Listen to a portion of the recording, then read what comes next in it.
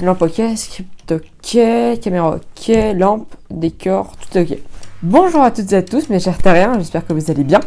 Pour ce premier épisode, on va parler de la pipistrelle commune ou de son nom latin, Pipistrellus. Pipistrellus. Y a pas à dire, ça claque le latin. On va aborder quelques points ensemble en passant de sa morphologie jusqu'à ses critères d'écolocation, en passant par sa reproduction. Tout d'abord, la pipistrelle, c'est quoi? En fait, c'est une petite chauve-souris de l'ordre des Chiroptera. Chiro, ce qui veut dire main, et ptera, ce qui veut dire aile. Donc si on réunit les deux, ça nous donne main-aile. Ouais, le latin c'est bizarre au début, mais on s'y habitue vite. Et quand je disais petite, c'est qu'elle est vraiment petite.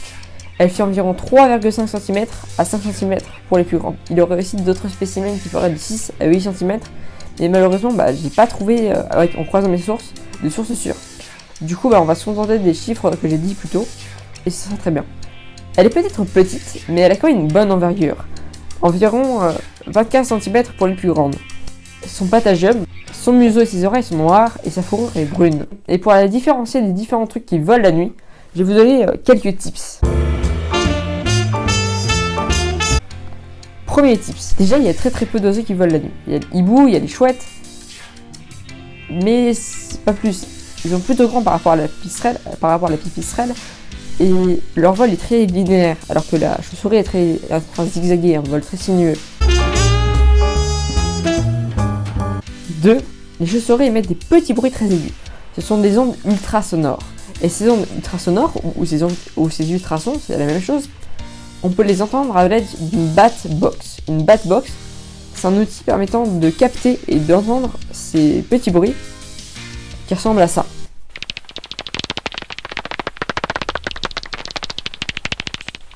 Là, on parle d'une pipistrelle. Donc il faudra régler la fréquence de la bat-box entre 42 et 52 kHz. C'est leur fréquence où ils parlent, en gros. On va appeler ça comme ça. Mais attention, les chauves-souris ne discutent pas dans les mêmes fréquences. Dernier tips, la pipistrelle est active dès le premier quart d'heure après le coucher de soleil. Mais de quoi et comment se nourrit-elle? En fait, la pipistrelle est insectivore, ce qui signifie qu'elle se nourrit exclusivement d'insectes comme les mouches, les papillons ou même les moustiques, surtout les moustiques. Mais elle chasse pas de n'importe comment, c'est une chauve-souris, c'est Batman quand même, ça en impose. En fait, la chauve-souris chasse ses repères avec l'écolocation. L'écolocation, les humains essayent de reproduire ça pour les sous-marins par exemple, les sous-marins de guerre. Mais donc, ça n'a toujours pas répondu à la question. L'écolocation, c'est quoi? C'est le fait d'envoyer un son et d'écouter l'écho que va produire ce son pour comprendre et analyser et situer tous les obstacles et les proies qu'il y a dans un environnement donné. C'est pour ça que les chauves-souris ont des grandes oreilles, c'est pour entendre l'écho.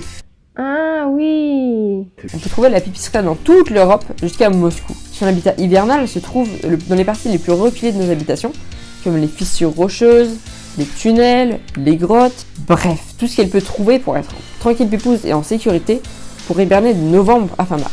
Son habitat estival, c'est pareil, elle est hyper opportuniste, elle va essayer cette fois de se rapprocher des humains pour se cacher dans les greniers, les clochers d'église, les granges, bref. Tout ce qui peut servir pour se cacher. Petite anecdote, ma grand-mère, en ouvrant son parasol, a découvert une pipistrelle en train de dormir. Et du coup, elle a pu prendre une photo et je vous la mets là.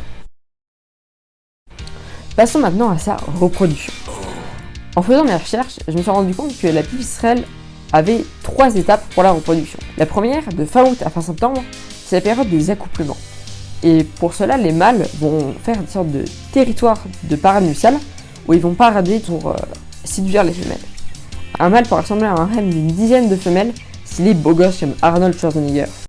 Oh purée de pommes de terre, mais c'est pas vrai ça! Ensuite se passe l'hibernation. Elle est composée de mâles et de femelles qui dorment ensemble. Puis les deux groupes se séparent et à partir d'avril-mai, les femelles se regroupent dans les lieux de maternité pour mettre bas et s'occuper de leurs petits. Une fois que les jeunes n'ont plus besoin de leur mère, tout le monde part et rebelote, puis rebelote, puis rebelote. J'aurais aimé à présent vous donner son espérance de vie, mais j'ai pas trouvé de source sûre. Du coup, je vais que pouvoir vous donner des fourchettes. Dans la nature, c'est à peu près 10 à 17 ans de survie, mais c'est pas du tout sûr, donc faites attention avec ce chiffre. Je finirai sur ce dernier point, quelques idées reçues. Et attention, cela s'applique pour toutes ou quasiment toutes les espèces de chauves-souris. Les chauves-souris peuvent se prendre dans vos cheveux. Alors celle-là, elle est quasiment complètement fausse. Pourquoi? Parce qu'en fait, une chauve-souris qui vole ne pourra pas se cracher dans vos cheveux.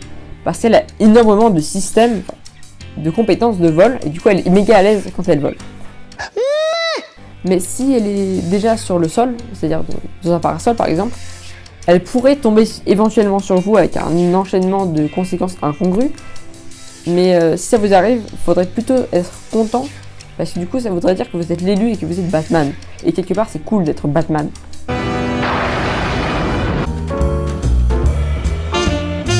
Les chauves-souris boivent le sang. Celle-là est complètement fausse en Europe, car toutes les chauves-souris d'Europe ne se nourrissent que d'insectes. Mais par contre, en Amérique du Sud, il y a certaines chauves-souris, 3 pour être précis, ce qu'on appelle les chauves-souris vampires, qui se nourrissent de sang, par exemple le sang des bœufs, des vaches. Les chauves-souris peuvent être porteuses du virus de la rage. Celle-là, elle est vraie, malheureusement. Et en fait, si jamais vous devez manipuler une chauve-souris, prenez des gants le plus épais possible, vraiment. Parce que si jamais vous faites mordre, il y a ce risque-là, mais aussi le risque d'avoir mal. Et ça, c'est pas top d'avoir mal. Même si c'est très rare de se faire mordre par une chauve-souris. D'ailleurs, je vous mets un lien en vidéo si j'oublie pas, pour que vous puissiez vous renseigner sur ces animaux que l'on oublie. Voilà, ce premier épisode de Biologie de l'espace, c'est fini. Et j'espère que ça vous aura plu, parce que moi, je me suis éclaté à le faire.